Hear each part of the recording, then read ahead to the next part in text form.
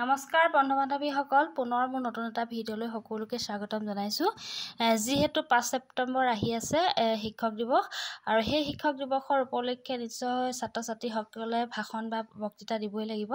সেয়েহে ছাত্ৰ ছাত্ৰীৰ সুবিধাৰ্থে আজি ভিডিঅ'টো মই প্ৰস্তুত কৰিলোঁ।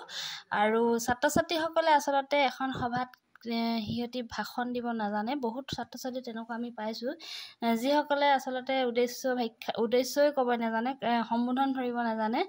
আৰু সেয়ে মই এই ভিডিঅ'টোৰ জৰিয়তে যাতে ছাত্ৰ ছাত্ৰীসকলে উপকৃত হ'ব পাৰে, সেয়েহে প্ৰস্তুত কৰিছোঁ। চ' এতিয়া ভিডিঅ'টোলৈ যাওঁ, লেটছ গ'। 5 ছেপ্টেম্বৰ শিক্ষক দিৱস। প্ৰথমতে আমি সম্বোধন কৰিব লাগিব যে মাননীয় আজি সভাৰ সভাপতি মহোদয়, পূজনীয় শিক্ষক শিক্ষয়িত্ৰীবৃন্দ, উপস্থিত অতিথিবৃন্দ, মৰমৰ বন্ধু বান্ধৱীসকল, লগতে মৰমৰ ভাইটি ভণ্টিসকল। আচলতে সভাখনত যিসকল উপস্থিত থাকে সেইসকলক উদ্দেশ্যে এইখিনি সম্বোধন কৰিব লাগিব, প্ৰথমখিনি কথা। আৰু মই এইটো থুলমূল এটা আভাসহে দিছোঁ, তোমালোকে সভাখনত যিসকল লোক উপস্থিত থাকে সেইসকলক উদ্দেশ্যে সম্বোধন ধৰিবা।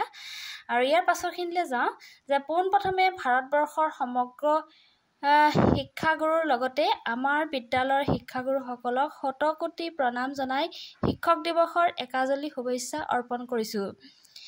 ভাৰতবৰ্ষৰ সকলো লোকে শিক্ষক দিৱসৰ লগতে পৰিচিত। ভাৰতবৰ্ষৰ প্ৰথমগৰাকী ৰাষ্ট্ৰপতি ডক্টৰ সৰ্বপল্লী ৰাধাকৃষ্ণনৰ জন্মদিনটোত 1962 চনৰ 5 ছেপ্টেম্বৰৰ পৰা শিক্ষক দিৱস হিচাপে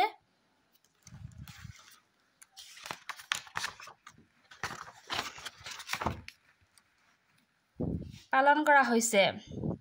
আজিৰ এই দিনটোত ভাৰতৰ শিক্ষাবিদ সৰ্বপল্লী ৰাধাকৃষ্ণনে 1888 চনৰ তামিলনাডুৰ তিৰুতানী গাঁৱত জন্ম হৈছিল। তেওঁৰ পিতৃৰ নাম বি সময়া আৰু মাকৰ নাম সীতামা। তেখেতে শিক্ষা লাভ কৰিছিল প্ৰথমে মিছনেৰী স্কুলত, তাৰ পিছত ক্ৰমান্বয়ে সুখ্যাতিৰে IA, BA, MA ডিগ্ৰী লাভ কৰে। তেখেতে পঢ়া সামৰিয়ে বহুকেইখন কলেজ আৰু বিশ্ববিদ্যালয়ৰ অধ্যাপক আছিল। তেখেতৰ পাণ্ডিত্যৰ বাবে এজন আদৰ্শ শিক্ষক হিচাপে পৰিচয়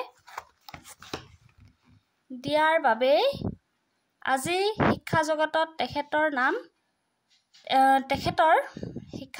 তেখেতৰ জন্মদিনটো শিক্ষক দিৱস হিচাপে সমগ্ৰ ভাৰততে পালন কৰা হয়। এইজনা মহান মনীষী তথা শিক্ষাবিদৰ মৃত্যু হয় 1975 চনৰ 16 এপ্ৰিলত চেন্নাইত। তেখেতৰ আদৰ্শই শিক্ষা জগতত আজিও জীয়াই আছে আৰু সদায় জীয়াই থাকিব। শিক্ষা জগতত তেওঁ আজিও জীয়াই আছে আৰু সদায় জীয়াই থাকিব। গতিকে ইয়াকে কৈ মই মোৰ চমু বক্তব্য সামৰণি মাৰিলোঁ। ধন্যবাদ। গতিকে এইখিনি তোমালোকক থুলমূলকৈহে আচলতে দিছোঁ। যদি তোমালোকক ডক্টৰ সৰ্বপল্লী ৰাধাকৃষ্ণৰ বিষয়ে বহুত গোটেইখিনি বস্তু সোমাবলৈ যাওঁ, বহুত ডাঙৰ ভাষণ হৈ যাব। গতিকে থুলমূলকৈ অকণমান কেনেকৈ আচলতে এখন সভাত ভাষণ দিব লাগে সেইখিনিহে তোমালোকক এটা আভাস দিলোঁ। চ' আজি ভিডিঅ'টো ইমানেই। গতিকে আকৌ নতুন এটা ভিডিঅ'লৈ পুনৰ আহি আছোঁ। আজিলৈ বাই বাই।